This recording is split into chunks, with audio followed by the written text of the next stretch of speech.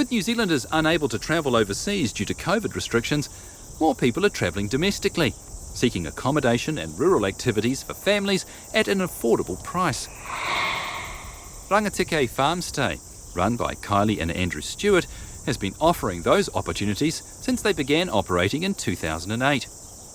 Over that time, they've developed a range of facilities and accommodation options. Rural delivery last visited in 2015, but as Kylie explains, the Farmstay business has changed considerably.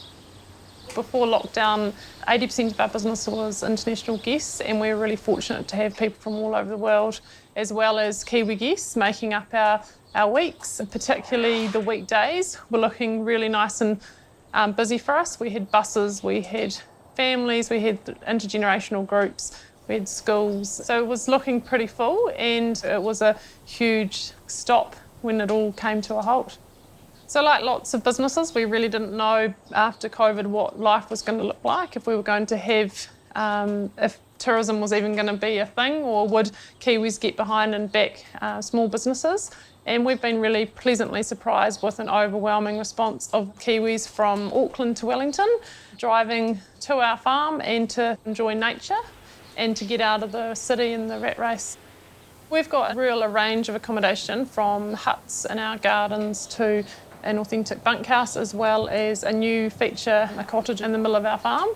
The experiences that people wanting to do vary. So some people come because they want to showcase to their kids where food comes from, so like collecting eggs, picking strawberries. We've got about 500 of them.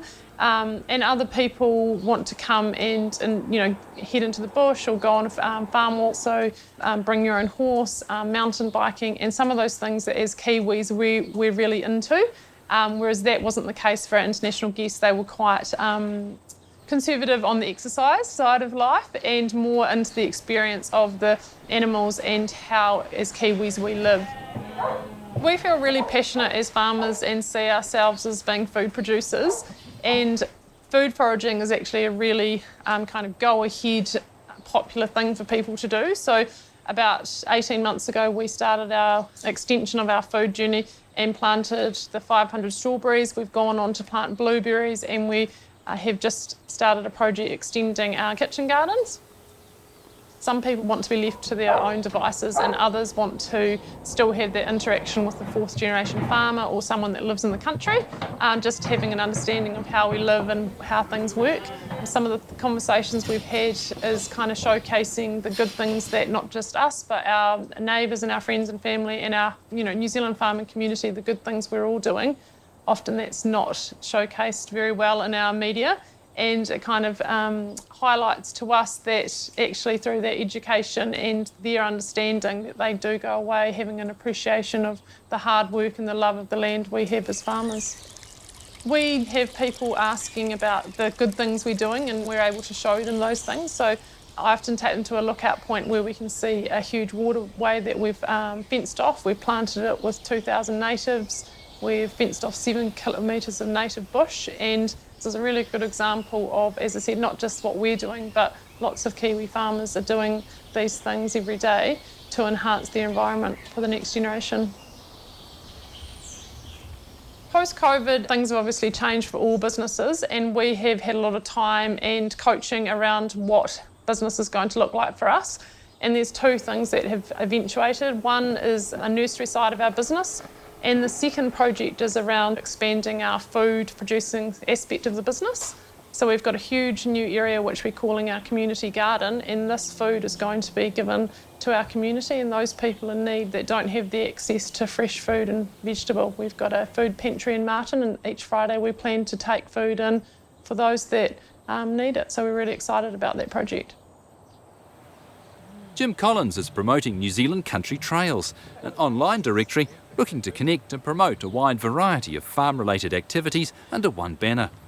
I think the vision for New Zealand Country Trails is almost unlimited insofar as if you're using New Zealand Country Trails as a brand that brings in all the other different activities, all the disparate parts of the rural economy under one.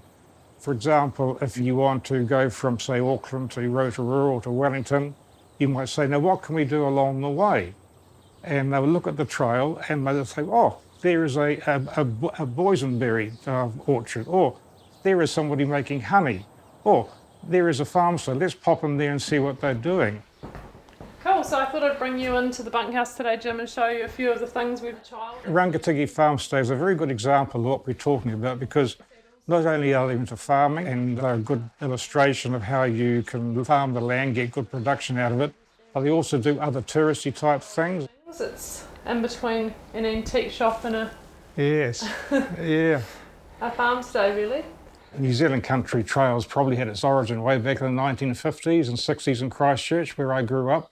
And like a lot of families in Christchurch then, they had a friend or a relative who had a farm. And one of the great pleasures was to go to the farm on, say, a Sunday afternoon.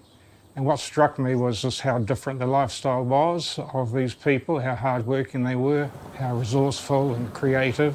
There's a story that goes that if you gave a piece of number 8 fencing wire to a farmer, he could fix anything with it. And that sort of represented the resourcefulness that was displayed by the people working on the farm. And then I thought, well, I've got to find some organisation that has a large rural membership base that you could connect everybody up to. Katie Milne, then president of Federated Farmers, was being interviewed by Cosmo on Country Life.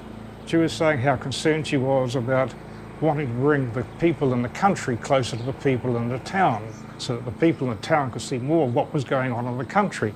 I emailed her, and she put me in touch with Lee Catley, who was the General Manager of Communications and Federated Farmers. That was way back in 2015 or 16, and we've been working together ever since to bring New Zealand Country Trails to life.